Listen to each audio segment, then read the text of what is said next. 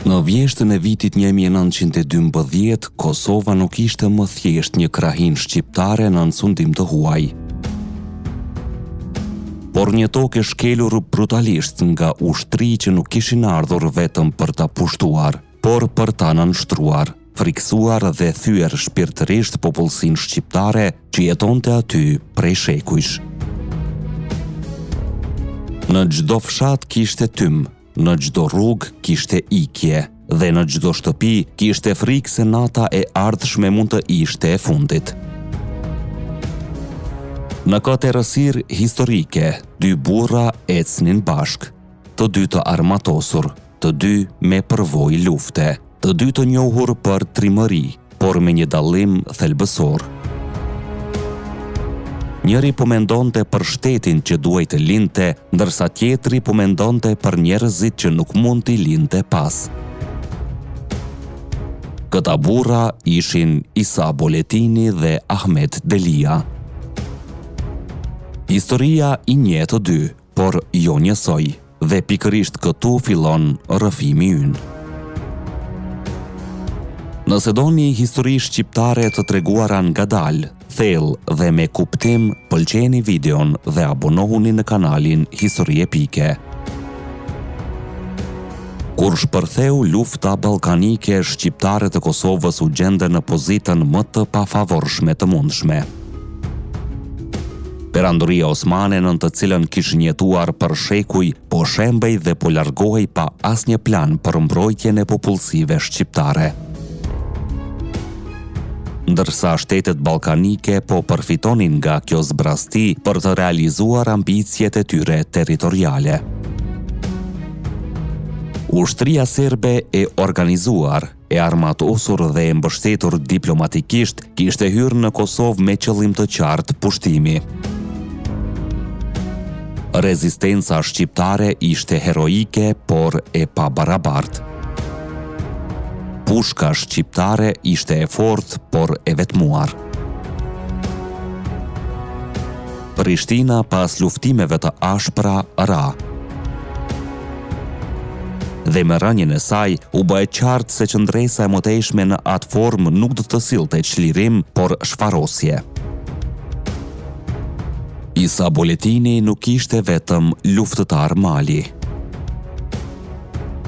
Ai ishte një njeri që e kuptonte se lufta pa një projekt politik ishte një betejë humbur në afat të gjatë.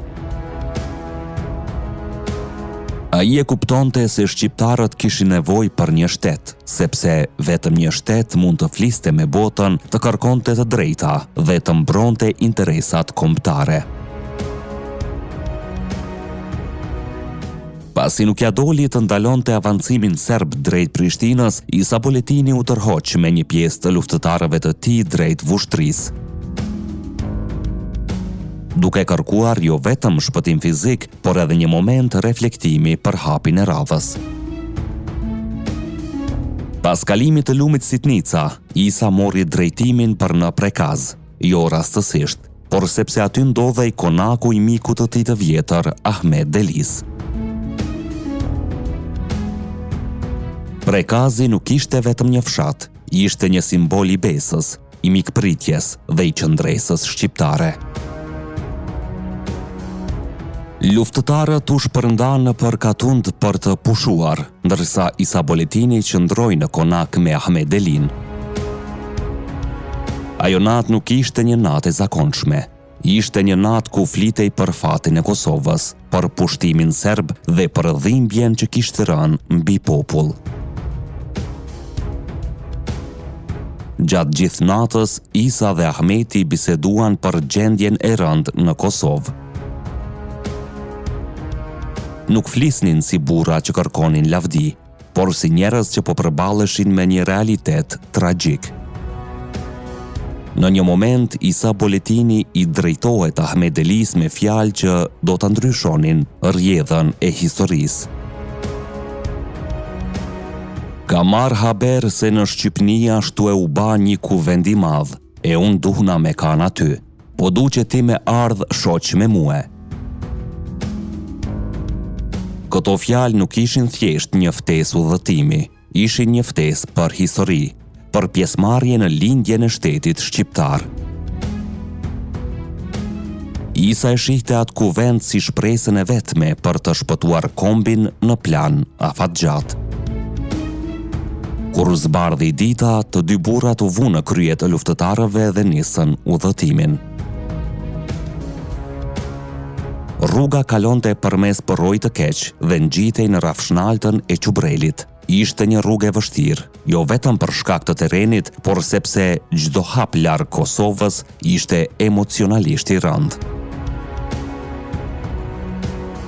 Në atë rrafshnalt, larg zhurmës së armëve, ndodhi një nga dialogjet më domethënëse të historisë sonë kombëtare.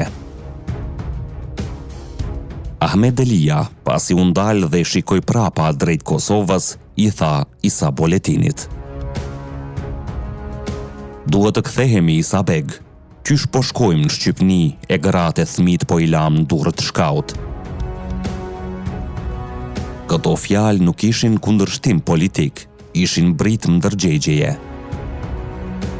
Ahmed Delia po fliste si një njeri që e ndjente përgjegjësinë direkte për njerëzit e vet, për familjet që do të mbeteshin pa mbrojtje. Isa Boletini ju përgjigj me qetësi, por me bindje të thellë. Nuk muj me qëndru ma shumë këtu, atje kena me u bashku, e kur të vjen pranvera, kemi me liru tanë Kosovën. Isa po fliste si strateg kombëtar. Ai po mendonte për organizim, për aleanca dhe për një kthim të organizuar. Por Ahmed Delia nuk u bind. Pas një pauze të rëndë, ai i tha fjalët që do të ndanin përgjithmonë rrugën e tyre. "Ty u dha e mbar, e unë po kthehna, nuk mbajnë kambët me shku ma anej." Nuk pati lënje në balt, nuk pati frikë. Vetëm dy mënyra të ndryshme për të dashur atë dheun. Në fillim të dhjetorit 1912, Isa Boletini mbërriti në Vlorë, ku tashmë ishte shpallur pavarësia e Shqipërisë. Ai ishte aty si përfaqësues i Kosovës, por me zemër të rëndë, sepse dinte se ajo pavarësi po linte pa Kosovën brenda saj. Ndërkohë, Ahmed Delia u kthye në Prekaz, i vedishëm për rrezikun që po i kanosej. Dhe kur një njësi paramilitare serbe sulmoi fshatin për ta plaçkitur dhe dhunuar, ai doli përballë tyre. Duke luftuar për të mbrojtur jo vetëm familjen e tij, por edhe bashkëfshatarët. Ai u vra në një betejë epike, duke u bërë simbol i qëndresës dhe i sakrificës. Nëse dëshironi ta shihni të rrëfyer me detaje historinë e plotëse si Ahmed Delia e dha jetën për bashkëfshatarin e tij, një histori që të trondit dhe të bën të kuptosh çfarë do të thotë nder dhe përgjegjësi, klikoni videon që ju shfaqet në ekran, sepse më herët kemi realizuar një video të veçantë për këtë ngjarje. Na tregoni në komente, a ishte më e rëndë bara e Isës që shkoi drejt shtetit apo bara e Ahmed Delis që u kthye drejt vdekjes për t'i mos i lënë njerëzit e tij vetëm? Ne jemi histori epike, aty ku e kaluara rilind.